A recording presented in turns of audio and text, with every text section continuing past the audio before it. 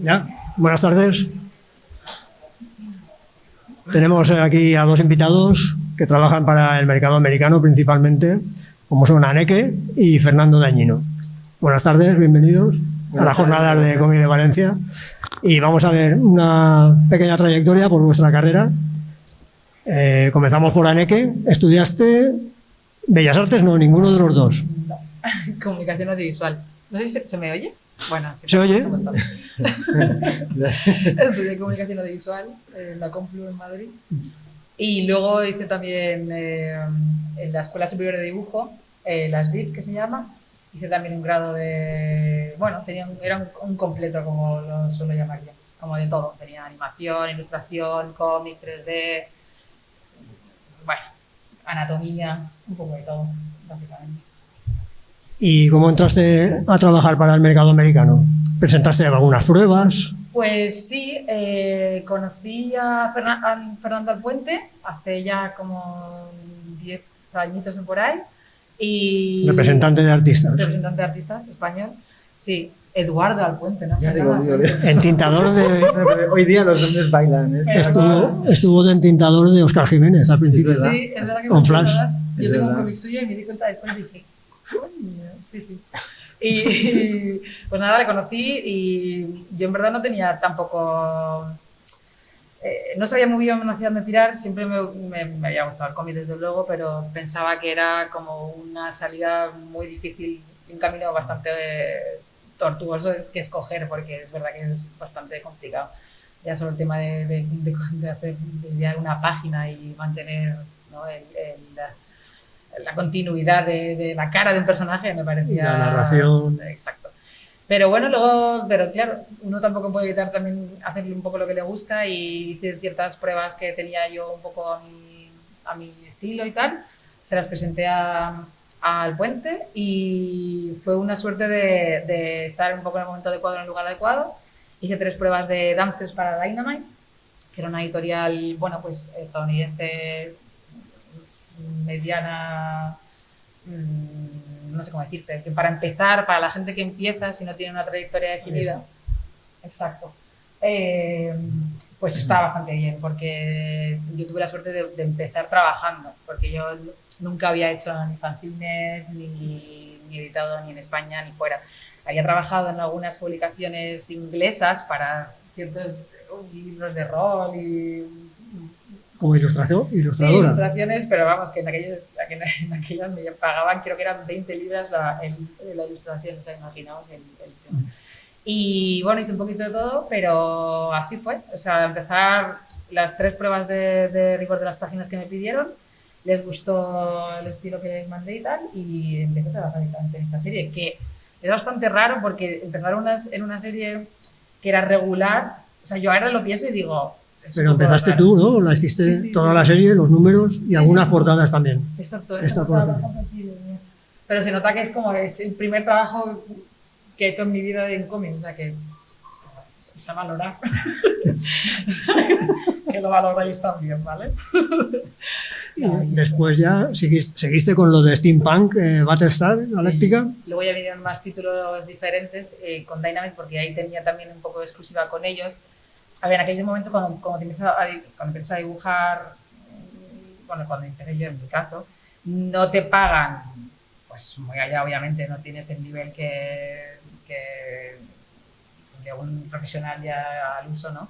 Pero sí que tienes una estabilidad de estar con ellos durante un tiempo y hacer ciertos títulos. Entonces, pues yo seguí con Damsel, luego pasamos a Battlestar Galáctica y era como... tú aceptas los trabajos que te dan porque es la manera de rodarte. Entonces, es lo que hay. Es decir, te dan títulos y tú los coges y haces lo que puedes con ellos y ya está. Y luego también con Legendary, Vampirella, que son todo versiones diferentes, ¿no? Las habituales. Sí. Bueno, Vampirella hice una versión que era... no, espera, la de Legendary fue de Red Sonja. Y claro, es que yo nunca, claro, ¿ves? Es que nunca he dibujado a la Red Sonja con la que yo crecí. Sí. Que era, pues claro, bueno, sí, pero es que esta la protagonista, la otra era un trasunto de, o sea, es como una, porque la historia va de que, un doble. Claro, como que bueno, un rey malvado como que la intenta copiar, ¿no? Y hace varios doppelgangers como de ella, en plan tal. Pero nunca he llegado a dibujarla tal como es, ¿sabes? Entonces me dan, bueno, en fin, que la vamos a hacer. Es esto. Exacto. Sí, sí. Pero bueno, es como una versión que es como anterior a lo que conocemos. Se conoce, es como más joven. Entonces, he dibujado también a los personajes femeninos con los que yo he crecido. Tiene una suerte, pero siempre como se trata más juvenil, anterior a, ¿sabes? A lo que... Sí, a lo que se conoce normalmente de Resu. Exacto. Ahora hablaremos con Fernando. Cuando queráis. No, y luego lo haremos como habéis trabajado más con DC, pues así los dos. Vale. Aparte de lo primero que publicaste, ¿no? Tampoco estudiaste Bellas Artes, era publicidad, ¿no? Filología. No, pero tú trabajabas en publicidad también. Trabajé en publicidad, Sí. pero los estudios fueron de filología. Soy filólogo. ¿Y cómo se pasa de ahí al dibujo? El tema es cómo hacer filología. ¿Por qué? Pues esa fue lo que siempre digo, que saldé mi deuda con la sociedad y cuando acabé la carrera me salí de la y entonces me dediqué a lo que... Bueno, ya en el quinto de carrera ya estaba ilustrando libros infantiles. Eso, el de Cassandra y la rebelión de los niños. No, antes empecé con Eso. Alfaguara, con... Quiero decir que ese fue tu primer trabajo profesional O sea, profesional, o sea, dices de cómic. de cómic. Sí, o sea, hice unos fanzines muy underground con la Factoría de Ideas en los 90 que se llamaban Tales of the Black Spain y historias como de la España negra y luego se derivaron de la Sonrisa Negra, historias super underground y yo no sé si hoy en día se podrían publicar esas historias, la verdad, pero eso fue lo primero que hice en cómic que se publicó. Y luego he trabajado en distintos sectores, estaba en Disney, he trabajado, por ejemplo, en diseño gráfico, en animación también en Flash, en publicidad muchos años, en videojuegos. Y la primera publicación también de novela gráfica pues fue Cassandra, que es como para un público juvenil, que fue hace más de 10 años, la verdad. Y a la vez que acabé Cassandra, empecé con los superhéroes, con en DC. Con DC, sí. ¿Y cómo llegaste hasta presentaste también muestras? Sí, o sea, yo iba enviando muestras desde pequeño, la verdad, y no me hacían ni caso. Y fue a través de un agente. Y pues es verdad que también, pues sí, entré gracias a él.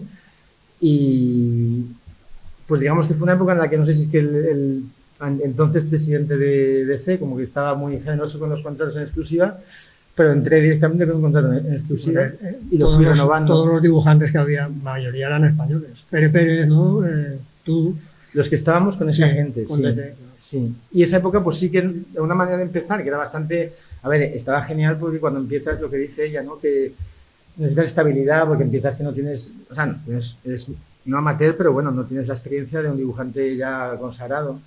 Entonces, pues el hecho de tener, por ejemplo, a 2 años vista una estabilidad, pues te permite una serenidad para poder trabajar de manera más sosegada que si estás pendiente del siguiente número, de la siguiente editorial, de venderte, Entonces por ahí estuvo muy bien la historia. Y empezaste a trabajar en varias series, en Batman y los Outsiders, ¿no? En Teen Titans. Claro, la parte mala de estar en exclusiva es que hasta que te dan una serie regular, estás haciendo pasillos, te dan fill-ins, que es el famoso fill-in ese cuando el dibujante no llega a la entrega, entonces meten a otro. Para rellenarlo. Claro, y eso es un poco desagradecido porque digamos que entras en una serie en la que los lectores están acostumbrados a un estilo del dibujante principal y tú entras a decepcionar de primera. Depende. Pero me pasaba antes. Depende del dibujante. Claro, o sea, hablaba de mi caso. Entonces, pues eso tiene un punto pues que vas un poco contra corriente. Y ya cuando pues pude empezar mi propia serie, pues obviamente pues ya vas, o sea, no digo que fuera mucho mejor, pero que ya vas como por lo menos asentando un estilo y acostumbrando a la gente a una forma de hacer el cómic. ¿Dibujaste Superman, algún número? Supergirl ya hubo varios seguidos. Sí, Supergirl más, sí, Superman hice unos 3 o 4 me parece y Supergirl alguno más, sí. Y luego la de Liga de la Justicia Generation Lost, ¿era? Generación Perdida. Esa fue la primera serie regular, lo que pasa es que era una serie que salía quincenalmente, entonces había 3 equipos. O sea que era mi serie regular y la de 2 tíos más también. Cada 2 semanas, claro, cada 2 semanas se turnaba. Claro, pues con esa periodicidad hacían falta 3 equipos. Y esa fue la primera en la que pues, estaba desde el principio. Y luego ya te dieron, ¿no?, el de Suicide Squad. Que ahí hiciste más números también. No, luego empezaron los nuevos 52, estos malditos. El Resurrection Man. Y me dieron el Resurrection Man. Y ahí estuve 8 números, desde el principio al número 8, y luego ya me salté al Escuadrón Suicida. Y la experiencia de los nuevos 52, ¿qué te pareció? El invento. Me vienen como flashbacks de Vietnam cada vez que... Bueno... Hasta que se acabó, ¿no? Hasta que se inventaron otro nuevo inicio, pues Sí, bueno, sí. hasta que se canse la gente. Claro, sí, era un caos, entonces pues había muchas voces, la parte también de la ejecutiva cambió muy rápido, llegaron ahí mucha gente nueva y era un poco una locura y claro, como todas las locuras editoriales siempre repercuten en el último eslabón de la cadena que es el dibujante y el colorista entonces fue muy caótico. Y Eso bueno, fue el invento de Didio. Claro, y de Lee. Bueno, pero yo creo que Didio metió más mano Y ahí. de Lee. Bien, ha quedado claro. Sí, o sea, por ejemplo, él rediseñó todos los personajes, él, Sí. para dar una diversidad al mundo. Entonces eso, pues claro, también tiempos y todo varía. Y también a veces se te metían como gente que, como para hacer layouts, o sea, a mí me hizo un layout Jim Lee o el Andy Kubert, pero no de manera constante, sino aleatoria. O sea, un miércoles pasaba Andy Kubert por ahí para hacer un probar, layout. ¿no? A veces sí. Sí. Pero te lo mandaban ellos tal cual, en plan... Sí. Una prueba, ¿no? Una No prueba. era lo habitual, pero era un poco caótico, sí. Un poco caótico. Y la verdad es que sí, esa época fue un poco... De hecho, o sea, aquí yo ahora lo cuento, pero muchos autores que tenían eso, consagrados que podían hablar, hablaron Sí. y manifestaron su descontento. Los que no podíamos hablar, pues no hablamos. Sí, porque te iba el trabajo en ello. Claro. ¿Y qué me cuentas del número de Starman? El número de pintado Starman. por Pero Sinclair. ¿sabes cuál es la historia del número de Starman? Que yo estaba dibujando Superman y el guionista este es James Robinson, Sí, que es sí. el de Starman. Entonces, el Era editor- un número de la noche más oscura, de una Claro. saga. Pero el tema es que el editor de Superman, que de hecho ahora estoy trabajando con él otra vez en Dynamite a veces, él quería que yo estuviera de regular en Superman. Pero el guionista, que era bastante estrella ya por aquel entonces, pues digamos que medio me vetó. Entonces, como que se debió sentir como culpable y a cambio me dio un número de su serie de Starman. Y la suerte es que el pintador era Sienkiewicz, así que pues de hecho yo era la época que todavía se mandaba el cómic en papel Sí. y le mandé una carta en plan Galindo, un amigo, un esclavo, un siervo, ¿sabes? O sea, total.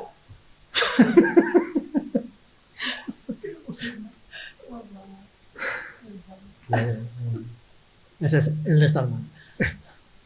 Sí. La portada es del. ¿Cómo se llama este? De James Robinson. No, la portada. ¿Cómo se llama? ¿Qué hace? De Tony Harris. Ex Machina, sí, sí. Tony Harris. Sí. Resurrection Man. Y después ya pasaste a Captain Midnight. Claro, Después de lo de DC. Sí, como que acabé un poco quemado, la verdad, de las fechas de entrega y salté a Dark Horse, que ahí la verdad es que estuvo guay. O sea, la serie no es que me encantara mucho, pero... Era de aventuras, pero no estaba mal. Y sobre todo el ritmo de entrega era más humano. Entonces me permitió un poco relajarme, la verdad. Fue una época de decir, no estás ahí, pero te va a venir bien. Y luego pues Tarzán, en el Planeta de los Simios, que estuvo Dark muy chula. Horse. Era Dark Horse, la editorial. Dark Horse. Era Dark Horse, sí. Las dos eran de Dark Horse, sí. Y Tarzán estuvo guay, ese sí me gustó mucho, la verdad, porque también cambié el estilo, lo hice con acuarela y con tinta y tal, y estuve como muy cómodo ahí.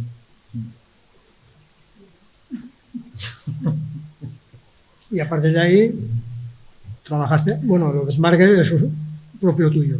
Claro, Es un proyecto propio. hubo como un giro porque también decidí un poco dejar mi Después relación con la gente. después de lo de Tarzán, Dejé vino la relación con Smartgate. la gente y me establecí por mi cuenta, que eso fue importante para la hora de pues, retomar un poco el control de tu carrera profesional, y eso estuvo bastante bien. Y a ver, es que como siempre me ha gustado escribir, pues había hecho cosas antes, pero pues decidí que ya bastaba de escribirlo como cuando acabara el trabajo habitual, que siempre llegas cansado y todo eso. Bueno, llegas cansado a casa como si te hubieras ido de casa.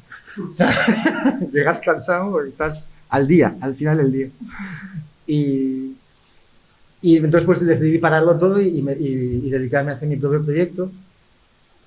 Me lo financié hice también una serie para Francia, para Bienal, que me estuvo genial también, y con encargos, o sea, con commissions, fue con lo que me financié estos años de producción de Smartgate. Bueno, y ahora pasaremos a Aneke, Bien. que de momento está con DC. ¿Empezaste para trabajar en DC con Bombshells Sí. Empecé o lo de empecé- el Showcase Talent, ¿no? Sí, lo último que hice para Dynamite me parece que fue lo de Red Sonja, la de... no me acuerdo el título ahora, se me va la pinta. Pero empecé en DC con una serie de Bombshell Suicide Squad, se llamaba, que era digital, era la versión digital, que salió primero en digital y luego ya lo sacaban en gratis, y luego ya lo tal. Y... Esta es. Exacto. La portada esta es de... ¿Cómo se llama esta muchacha? No me acuerdo. No. Pues sí, no, pero esta no es la que... Esta es es otra. el recopilatorio donde en han sacado aquí exacto, en España. Exacto, es que luego sacaron como... Está como un poco... Sí, hay varios de Bombshells. Exacto, hay sí, varios. sí. Entonces, empecé con la de Suicide Squad, que era una historia autoconclusiva también, y ese fue mi primer trabajo para DC. Luego ya seguí haciendo, no sé si vino después lo de Gotham City Garage. Eran como mundos un poco distópicos, historias nuevas, diferentes. Bueno, estaba bastante chulo. Gotham City Garage, y luego seguí con Bombshells también, pues eso, que se fue con Braga, con Carnero, ¿no? Que fue cuando yo la conocí, una gran dibujante española, con Mirka, etc. Y hice más cositas, de verdad, con ellos. Bombshells. Sí, bueno, lo del el Talent Showcase este. Ah, sí, cuando estaba trabajando... Es el 2018, ¿no? 2017 Sí. fue, 2017. Sí, nada, mi editora Jessica Chen me dijo, oye, tenemos esto en DC, además creo que fue el último año que se hizo. Solían coger a un puñado, como 6 dibujantes de un poco de todo el mundo, para, bueno, pues para llevarles Nuevo ahí, talento. como nuevos talentos, para llevarles ahí a Los Ángeles y estar con Andy Kubert y con Claude Larson, como aprendiendo un poquito, perfilándonos. Yo creo que era una especie como de... Hombre, no voy a decir nada malo, pero quiero decir que es... O sea, pues te llevan ahí pues para pulirte un poco y hacer un poco... Bueno, pues ese rollo. Pero estuvo bastante chulo, la verdad, porque tuvimos la oportunidad de aprender de estos dos talentazos. Y bueno, luego al final de eso teníamos como que entregar una historia corta de cada personaje de DC. A mí me tocó Wonder Woman, junto con Magdalene Visaggio, y nada, hicimos una historia cortita como muy linda. Y luego a partir de ahí surgieron más cosas que ahora mismo no me acuerdo. No, pero quiero decir, estas todavía están, Ah, ya están sí. publicadas. Estas ya están publicadas. Sí. Catwoman 22. Luego vino Catwoman. Esta portada es de Manuela Lupacchino. Es una maravilla. Y sí, he hecho bastantes cosas de Catwoman, el número este de estas, ¿cómo se llamaban? Dusty Ladies.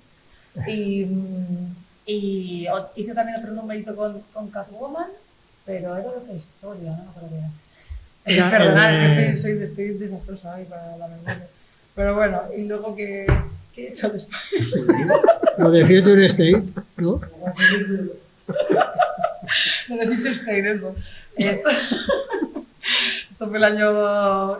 ¿Fue el año antes de la pandemia? Ah, no, espera, miento, claro, no, un momento. Es que luego... Lo de House of Whispers. Claro, de Sandman, también un spin-off. con mi colega Dominique, con Domo, estuvimos haciendo una parte de House of Whispers, de Sandman, y luego hubo como un parón bueno, pues que esto funciona así, hay veces que te dan más trabajo, menos trabajo, lo que sea. Entonces luego me ofrecieron justo en Marvel, el de la edad de Conan. En la edad de Conan, de Valeria, y claro, yo que soy una fanática pues me flipa, pues obviamente me fui para allá, hice el libro de Valeria, y sí. La verdad que, o sea, que ahí sí que me fui a Marvel y luego ya volví a hacer otros trabajos para decirle, bueno, pues combinando un poquito las cositas. Luego también he hecho otra cosa para 2000 AD, un número de Juez Dredd, de la Juez Anderson. O sea, bueno, lo doy un poquito a todo. Bien. Si no puedes contar los próximos trabajos, ¿no? Todavía. Claro. Sí, y ahora, después de Catwoman, después de Future State Bad Girls, que eso lo hice con Vita Ayala, esa historia la verdad que está bastante chula, en una prisión futurista, Sí, es que se sitúa en el futuro, ¿no? En un futuro próximo Sí, eso la verdad que es. en el que Batman es negro. Sí, claro, y esa historia la hace Laura Braga, que es la que hace, es como la historia principal, y luego a cada dibujante, Complemento. No suplente, sino añadida, pues nos tocaban las historias por Batgirls o Catwoman o lo que fuera. Sí. ¿Y qué ha pasado después? Pues nada, luego ya hice... De momento sigues en DC. Ah, no, claro, sí, vale. Luego hice lo de una cosa, un trasunto raro, es como un crossover entre la Liga de Justicia juvenil junto con Ruby, que no sé si se conoce, es que aquí en España no sé si se conoce muy bien, es como un videojuego, yo creo que no, sí. Como un videojuego que ha sacado una serie de animación, entonces han hecho un crossover súper raro. Y entonces ya como me pedían un estilo un poquito más tirando a manga, más sencillo y tal, que la verdad que estaba divertido, pero no seguí más porque ya me estaban surgiendo otros proyectos que me tiraban un poquito más de la vaca, ¿sabes? Entonces, Este es el de Batgirl, vale. Pues que es el final de la guerra del Joker, el claro, epílogo. exacto. Esto es la cosa que me ha pasado. Pues sí, y ahora ya estoy haciendo mi propia historia junto con otros dos escritores americanos y nos hemos ido a Aftershock. Nos han pillado un pitch que les mandamos de una historia nuestra, que es un poco futurista, neo-noir, ¿sabes? Como detectivesca. La verdad que está muy chula y ya es mi primer trabajo ya con nuestros personajes propios. Entonces ya puedo decir que por fin, o sea, voy a hacer algo que es mío. O sea, es tuyo. Todo el universo ya es creado por nosotros y Sí. está muy chulo, la verdad. En eso estamos. Y ahora, Fernando, otra vez, lo de Ninjak. Estás haciendo números y portadas, ¿no? O sea, para Valiant hice la serie Killers, que fue una miniserie de tiempo, y Ninjak no hago portadas solo. O sea, sí, estaba... O sea, con Valiant tenía la redacción esa de Killers, que fue como 6 números, creo, por ahí. Y luego cuando la pandemia se cortó todo, y de hecho me habían ofrecido esta serie, pero se quedó todo, se canceló. Y ahora me volvieron a contactar para portadas. Y luego vino de Blade Runner, ¿no? Orígenes. Fue antes, o sea, ¿Antes? Sí, o sea, digamos, pues en la pandemia, o sea, de hecho me habían contactado antes, pero hace como 2 años, pero estaba con Valiant y no pude cogerlo. Entonces esto después me ofrecieron la que estoy haciendo, es una precuela, eso fue en primavera. Sí, esto es el cartel que hice para el salón que está ahora en Montenegro con ella. Y pues eso, entonces mola porque es una serie también que empieza desde el número 1, que es una precuela de Blade Runner, de la película. Ya que han hecho la de 2024, ahora posterior, ¿no? Claro, sí, se llama Blade Runner Orígenes, pero transcurre en el 2009. Entonces, 10 años antes de cuando transcurre la película original. Y está guay porque es una historia también muy detectivesca, así muy oscura y noir. Y mola porque pues como te cuenta los orígenes de la empresa de Tyrell y de cómo se va forjando todo el tema de los replicantes. Está chula, la verdad. Está chula. ¿Y algo más? Pues, o sea, ahí me quedan, estoy con el capítulo, empezando el 9, en teoría he firmado hasta el 12, o sea, son 12 capítulos, y luego estoy en paralelo con una serie que escribo y dibujo para Glenat. O sea, ¿Para el mercado europeo? Para Francia, sí. O sea, hice el agente, que salió en el 19, me parece, y entonces pues les propuse, también les mandé un pitch de estos, les propuse un proyecto y me lo eligieron. Les propuse 5, de hecho. Por si acaso fallaba alguno. Les abracé y entonces eligieron uno. Y estoy con él, o sea, está ya, o sea, de hecho, estoy con el primer capítulo, lo que pasa es que voy muy lento, lo hago a la par que la otra, y entonces como que saldrá, yo creo que el año que viene ya. ¿Y el método de trabajo que utilizáis? ¿Tradicional, digital, papel, lápiz, cinta o combinado? Yo un poco de todo, pero más digital. O sea, cuando veo que tengo tiempo, intento hacer páginas, sobre todo para tener algún original, porque siempre viene bien, y claro, bueno, para no perder la costumbre y tal. Pero luego vienen las fichas de entrega y como hablábamos antes, no te da la vida, entonces tienes que yo me tengo que pasar digital, porque si no, es incompatible, no puedo llegar, o sea, si no lo hago en digital. Sobre todo porque luego hay cambios que a lo mejor no estás del todo no están correctos o lo que sea. Entonces, mira, merece la pena ya a estas alturas, pues, hacerlo de esta manera. Pero bueno, mezclado de vez en cuando. Un poquito. ¿Y tú, Fernando? Yo estoy, o sea, por las mañanas en digital, es que es verdad, pero es que me reparo todo el tiempo así. O sea, por las mañanas estoy con Blade Runner, entonces lo hago en digital, todo, o sea, salvo alguna portada, que las portadas ya las hago a mano y las coloreo en digital. Pero el resto es enteramente digital. Y el cómic de Glenat sí que lo hago con tinta y acuarela. ¿Y las portadas de Ninja? Estas también, de hecho este sí es tinta, o sea, tinta y un poquillo ahí de, no sé qué será, sobre gris, será acuarela, no sé. Sí, no, es acuarela, me parece que lo creo. Y lo que pasa es que es verdad que luego esta, por ejemplo, luego tiene bastantes retoques. O sea, luego cuando la coloreo, le meto digitalmente. Sí. Pero claro, es que luego esto, pues también es verdad que es un original que posiblemente vendamos, entonces pues es otra fuente de ingresos que no es de nada desdeñable. Exacto. Y también has hecho unas ilustraciones, ¿no? En acuarela. ¿De una? Unas ilustraciones que has hecho con acuarela, bueno, con acuarela no, con aguadas. Suelo hacerlas con así, pero eso empezó porque hace años... ¿Pero que has hecho algún recopilatorio o algo por tu cuenta? O... No, lo voy a hacer. Lo quieres hacer. Sí. O sea, es que hace años como que siempre te perdían a Batman y estaba cansado de que se te gastara el negro del Rotu. Y entonces digo, hostia, si lo hago con acuarela, pues es como agua y carretera y manta. Y tuvo como que cierto buena éxito, aceptación y digo, pues nada, entonces hago acuarela siempre. Y hace años, y la verdad es que a la gente le gusta, es más vistoso también, es como más, es muy agradecido, ¿no? Pero todos son trucos para no currar y para no perder pasta. Para que Rotring no sea, o Edding no sea un monopolio, ¿no? Para que Edding no compre Amazon. Para ahorrar dinero. Porque con tanta tinta, macho, nada. Sí, pero la tinta también la podéis hacer en digital. Claro. Pero digo en los salones. Claro, bueno, en los salones. Sí. Lo hago en digital y luego lo pongo rodar, chico. Que se gasta mucha tinta, te lo digo, ¿verdad? Sí. Ya ves. Y ahora, bueno, con los Copics y todo esto, ¿no? Claro, esos son Los rotuladores. Sí. Da igual, se gasta siempre. La acuarela es muy agradecida también. Y tú que utilizas anilinas también. Bueno, que es lo mismo. Claro, sí. Claro, o sea, son acuarelas líquidas, pero hay gente muy purista que insiste en la diferenciación. Para mí son acuarelas. Sí, yo las he aceptado ya. es muy socorrido. ¿Hay alguna pregunta del público? ¿No? O de cámara. Que todos contamos.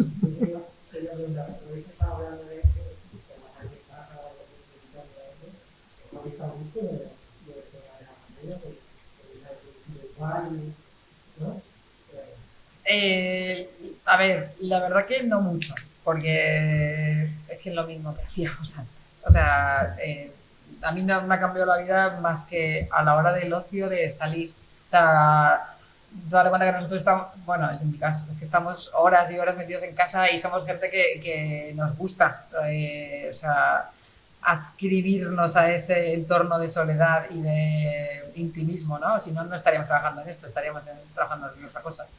Yo creo que hay un componente ahí de... Exacto. Hay un componente ahí de desolación.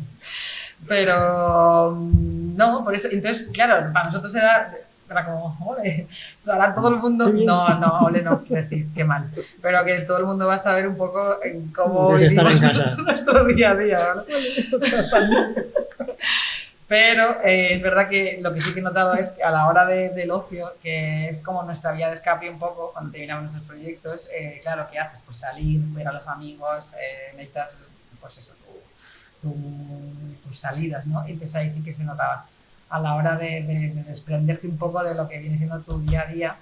Porque claro, también yo por ejemplo tengo ocio que está también muy casero, pues me encanta el cine, me encantan los cómics, me encantan los libros, los videojuegos. Quiero decir que mi ocio está también muy ligado al intimismo del que hablaba antes. Entonces, claro, la otra parte, que era el entorno social, es más necesaria de lo que yo me pensaba.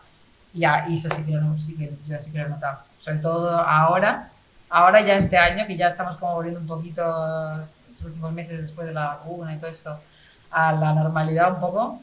O sea, desde el otro día fue la primera vez que fui al centro yo para dar una vuelta, o sea, y cogí el metro, o sea, ¿sabes? Cambiar un poquito el chip.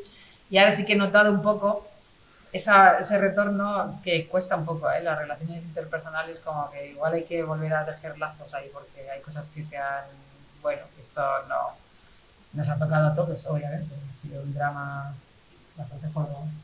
Pero bueno, lo referente al trabajo ha sido lo mismo. Claro, claro, es que... Han seguido publicando cómics igual. Sí. Y habéis tenido que trabajar igual. Valiant paró, o sea, Valiant sí que paró. ¿Sí? Sí. Valiant, claro, no es una editorial como muy grande y yo creo que ante la incertidumbre pues se detuvieron todas las colecciones. Sí. ¿A ti te pilló con trabajo, no? Al principio de la pandemia. Me pilló... No, de hecho fue un poco putada porque estuve esperando una serie de Valiant que ya estaba preparada, estaba diseñando personajes y la cancelaron.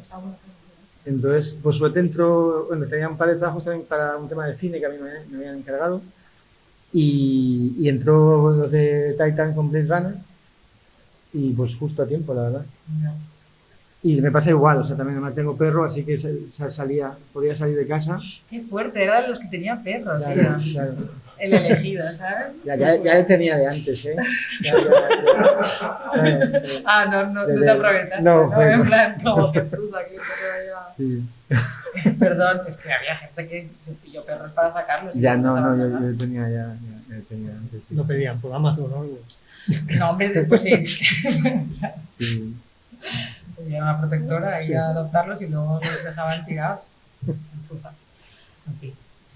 A mí también me pilló al principio justo entre curros, porque tenía como medio preparar alguna cosilla, pero también se paró y es verdad que te daba un poquito de incertidumbre en plan, ¿qué va a pasar? Pues estaba todo el mundo, a los que les había pillado con trabajo, bien, sin mayor drama, pero los que estábamos ahí en medio dijimos, ostras, a ver cómo... Entonces, bueno, yo fui tirando también de comisiones y tal, que eso no falló. También estuve trabajando en un proyecto que tengo mío propio, escribiendo un poquito algunas cosillas y tal, pero luego ya al cabo de unos meses ya salió más trabajo y bueno, ya la cabeza se fue para otro lado. Así que bueno, no nos quejamos. ¿Y los próximos proyectos? Aparte de lo que nos has comentado ya del proyecto propio. Sí. Pues yo estoy con eso. ¿Sigues con DC? Con DC ahora, bueno, de hecho hace poco he tenido que rechazar un trabajo que me han propuesto porque no puedo, no puedo ahora. Que a veces pasa eso, que es que sabes perfectamente que no tienes hueco para otras cosas y estás ya desbordado y no puedes. Entonces era más vida que no podía, entonces pues no. Y de aquí a un tiempo no creo que coja más trabajo con DC. No sé si es contraproducente probablemente, pero... Si no sale, bueno, pues estás trabajando con el tuyo propio. Claro, hay momentos en los que tienes que también hacer un poco otras cosas para probar, a ver dónde va tu estilo. Y además eso también se nota en tu trabajo, porque si estás trabajando en algo que realmente te gusta, estás animado, estás motivado, a veces lo que nos pasa es que te van dando trabajos con los que a lo mejor no tienes ningún tipo de vinculación, que pues es ser mercenario absoluto, que está perfecto, no tiene ninguna pega con eso, pero es verdad que cuando surge de otra manera el trabajo querido, es que eso sale, o sea, una línea es que te sale, se ve, eso se ve. Sí, ¿no? Y también si sigues una regularidad, por ejemplo, con DC, y luego dejas de publicar. Claro, es que es muy volátil.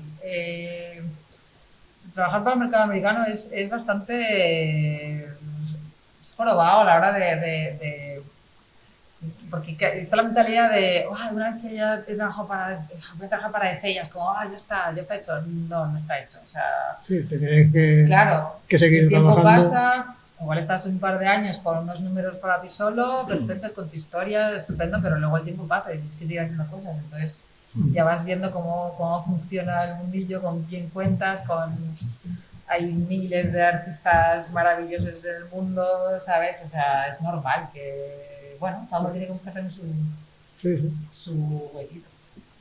¿Y tú, Fernando? De DC por ahora nada. No, la verdad es, a ver, No descarto. A ver, mi idea es, como lo digo, acaba de Blade Runner.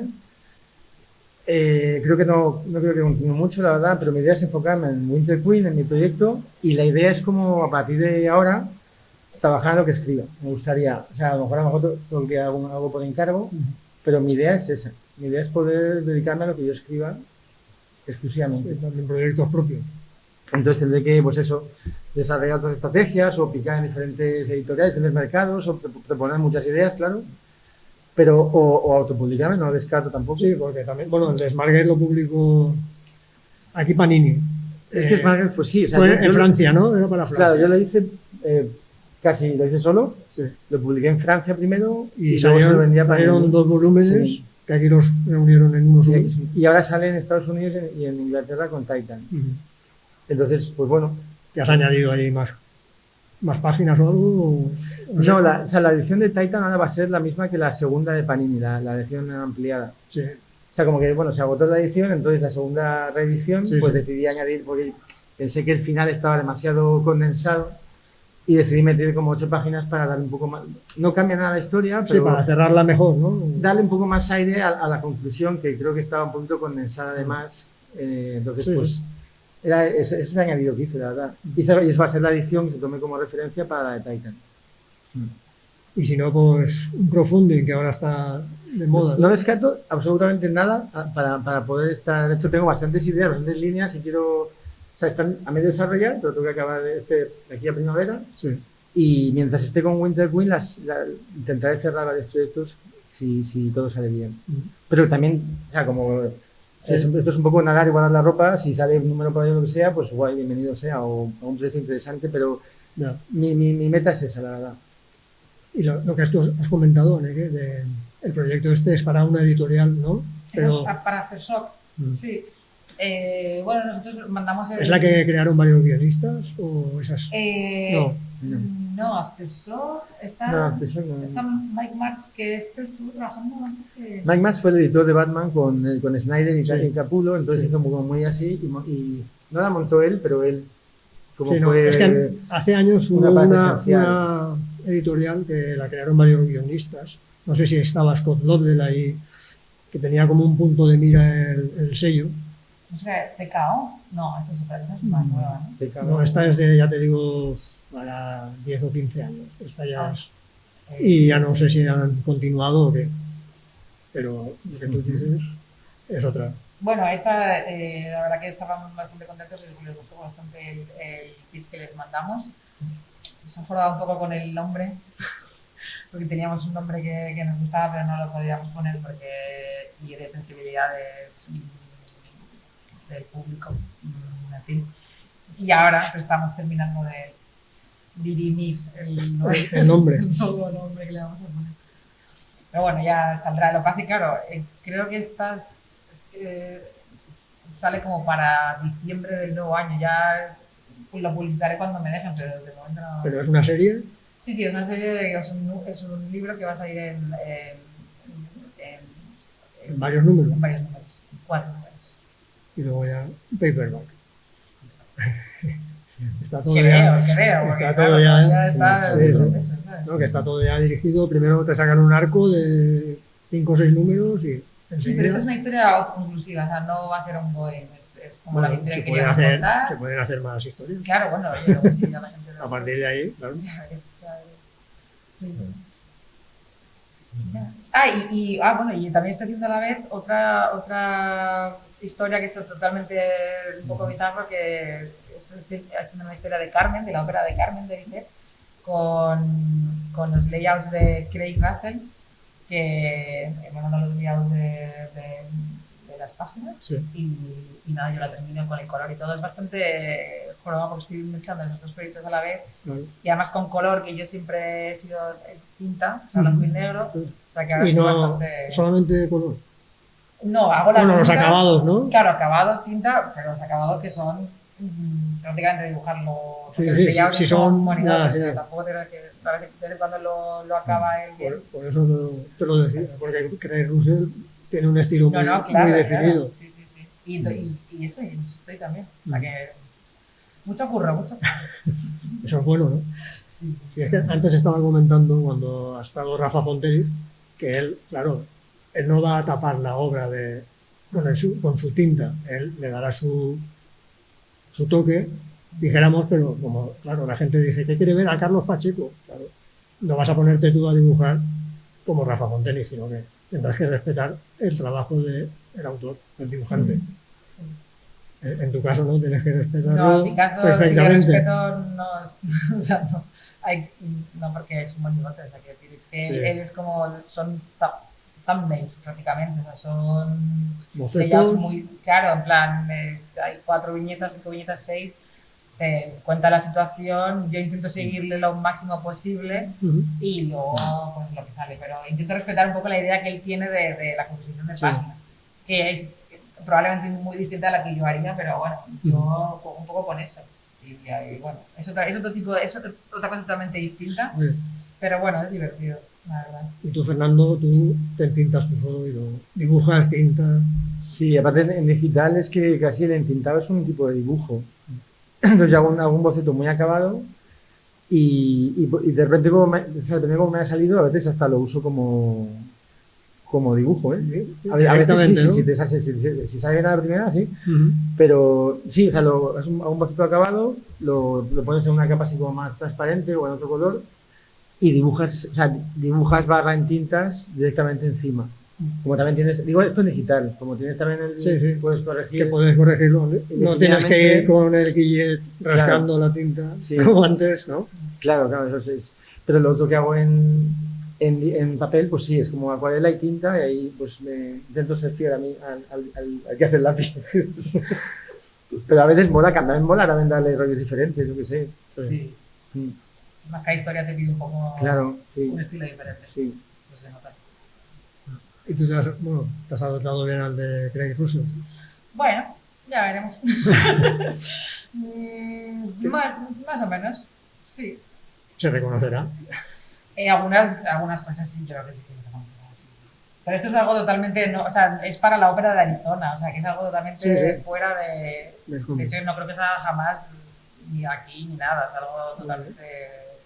Un libro de arte, ¿no? Por Sí, ejemplo. claro, es como, bueno, ellos tenían como un proyecto que sacar adelante y me contactó, de hecho, un chaval que es el guionista que trabaja con ellos y bueno, salió para adelante la cosa y me llamó mucha atención porque es una ópera de Carmen, tío, es una maravilla. Sí. Es como, tengo que hacer esto, ¿sabes?